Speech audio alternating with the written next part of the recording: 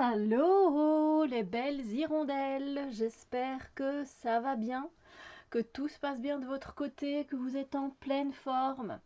Aujourd'hui, je viens vous présenter un tarot et c'est The Sugar Skull Tarot qui a été créé par David A. Ross et les illustrations sont de Carolina Martinez. Alors, je ne dis pas de bêtises, attendez, c'est écrit en tout petit. Waouh, j'arrive pas à trouver. Enfin, on s'est trouvé, hein, mais c'est Simon and Schuster, je pense.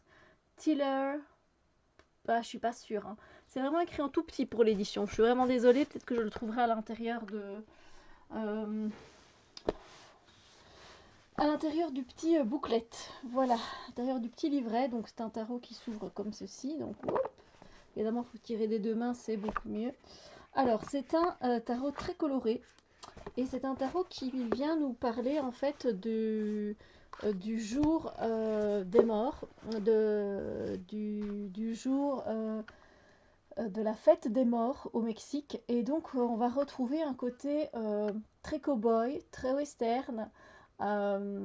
Et puis vous allez voir que tous les visages, généralement, les visages, ce sont des crânes en fait.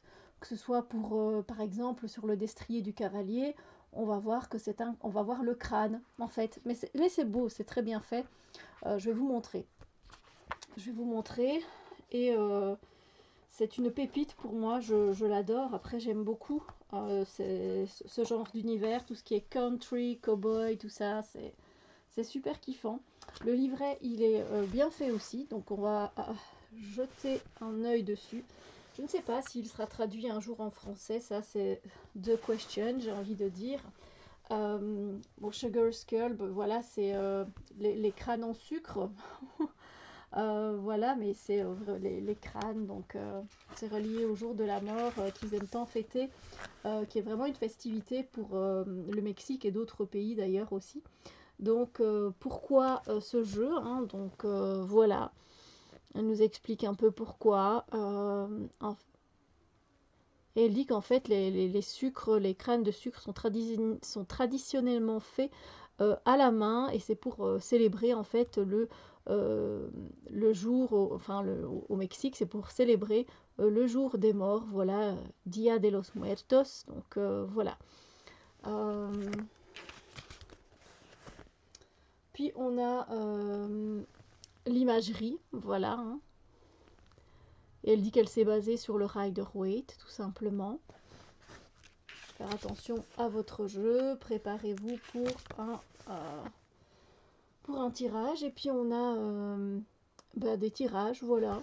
Le plus classique en 3 cartes. Ensuite on a le second avec la croix celtique.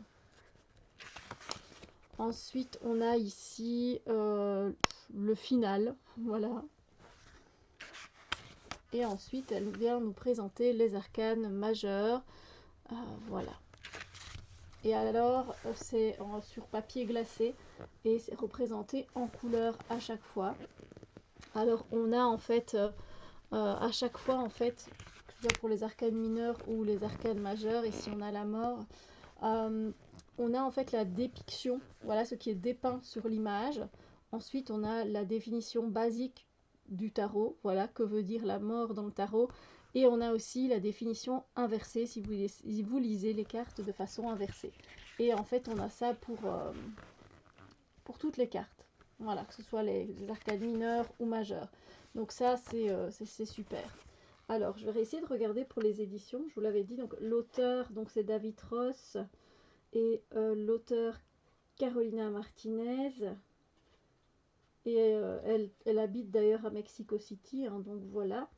Et alors c'est les éditions Simon & Schuster, apparemment, voilà, tout simplement. Alors, au niveau des cartes, elles sont géantes, c'est-à-dire que on dirait un oracle, voilà. C'est carrément une taille oracle de tarot. Voici le dos des cartes. Les tranches ne sont pas colorées, c'est cartonné. Et alors, ce qu'on peut Ce qu'on pourrait redire à ce jeu, c'est que c'est très pointu. Je fais ça, je risque de me couper, ça pique, ça fait très mal. Et je pense qu'elle aurait pu enlever ce petit bord ici. Voilà. Après, bon, si vous avez envie de le faire, ben voilà, hein, je sais que si j'ai envie de couper au moins les bords, je peux le faire, mais bon, c'est pas trop mon truc, donc c'est pas grave, je l'utilise comme ça, c'est pas trop un souci.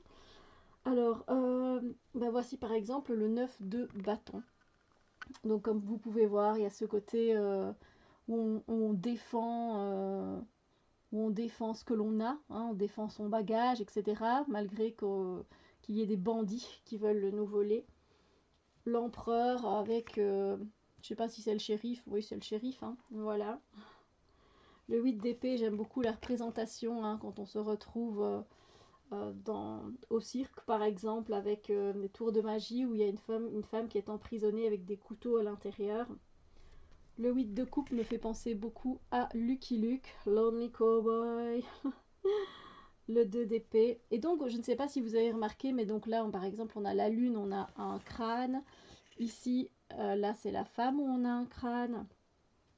Le 2 de pentacle, par exemple, ben, il tient les deux crânes. Après, Sugar Skull, c'est peut-être crâne de cristal, mais non, ça m'étonnerait. Évidemment, on a le soleil.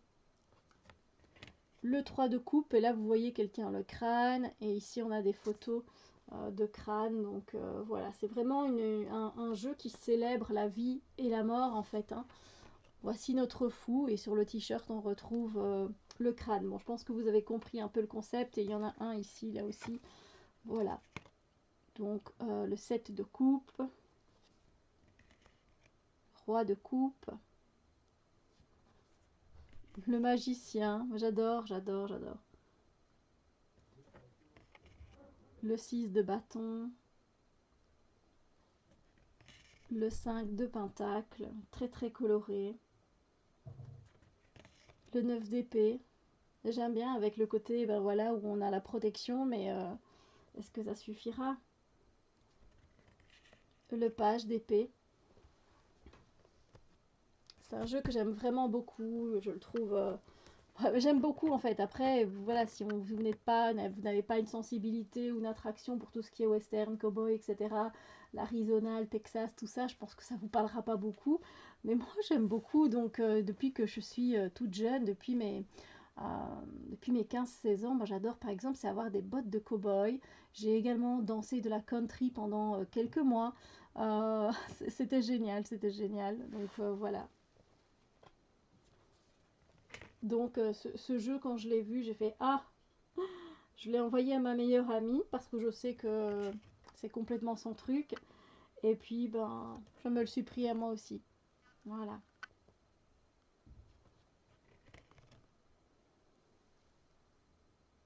Une carte de la force, c'est pas mal du tout. Il y a un côté aventurier aussi dans ce jeu. Euh,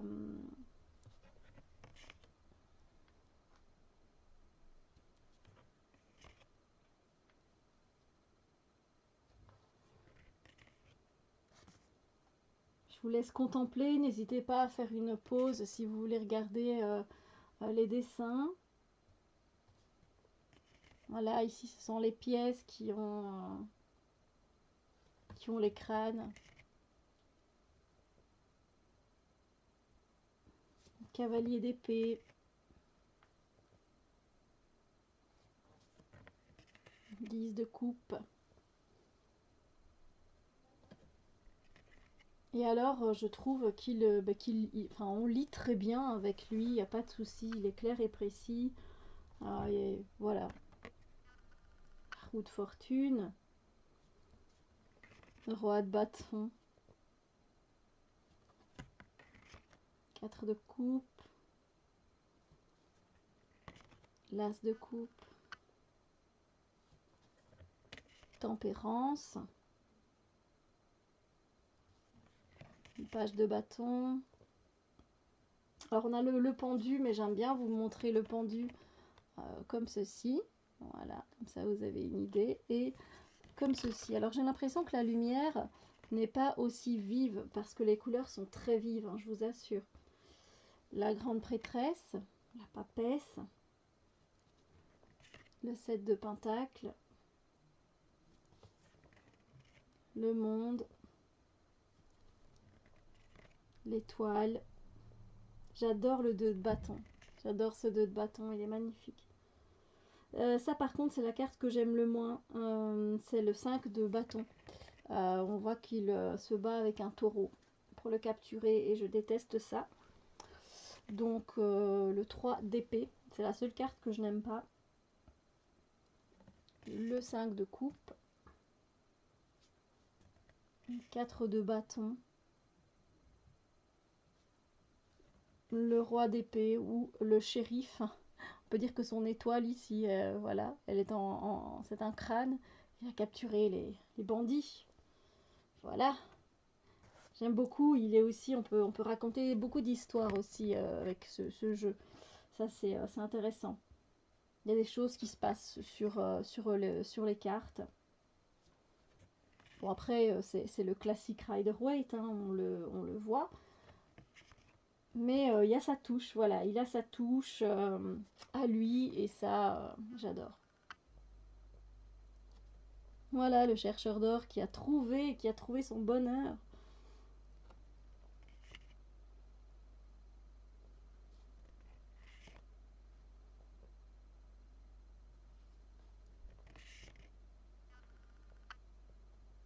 Une carte de la mort. Vous voyez, il y a plein de fleurs dedans. La carte du pape. J'aime beaucoup. J'aime beaucoup aussi.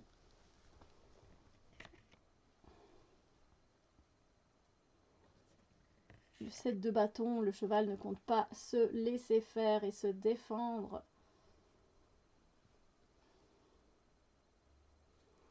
La tour. 4 d'épée.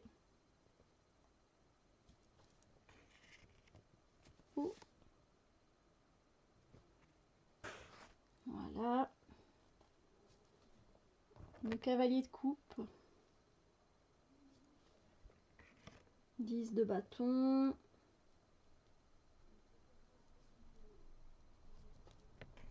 9 de denier. Le 7 d'épée. Le 5 d'épée. Le 10 d'épée. Ah voilà, dites-moi, n'hésitez pas à me dire ce que vous en pensez. J'adore cette reine d'épée, elle est juste géniale. Et j'aime beaucoup le 8 de bâton aussi. N'hésitez pas à me dire ce que vous en pensez, si vous aimez, si c'est votre style, si c'est pas du tout votre style. Parce que ben, voilà, je peux comprendre, hein. Moi j'aime bien vous montrer des choses aussi qui sortent un peu de l'ordinaire, hein. Et puis qui me plaisent aussi bien sûr. Voilà. Du coup, j'espère que cette review vous a plu. Si c'est le cas, n'hésitez pas à mettre un pouce en l'air et à partager la vidéo. N'hésitez pas à aller voir les cahiers d'exercices que j'ai créés, qui se trouvent sur Amazon. Donc, ce sont des challenges que vous pouvez faire avec vos tarots et avec vos oracles, vos Lenormand, avec ce que vous voulez. Donc, voilà, donc j'en ai créé un, challenge challenge avec des tarots et oracles autour du monde de Steph Wilder, c'est donc moi, donc n'hésitez pas à aller voir ce livre, il est également en anglais. Voilà, sur ce, je vous souhaite une magnifique journée et je vous dis à très bientôt pour d'autres vidéos.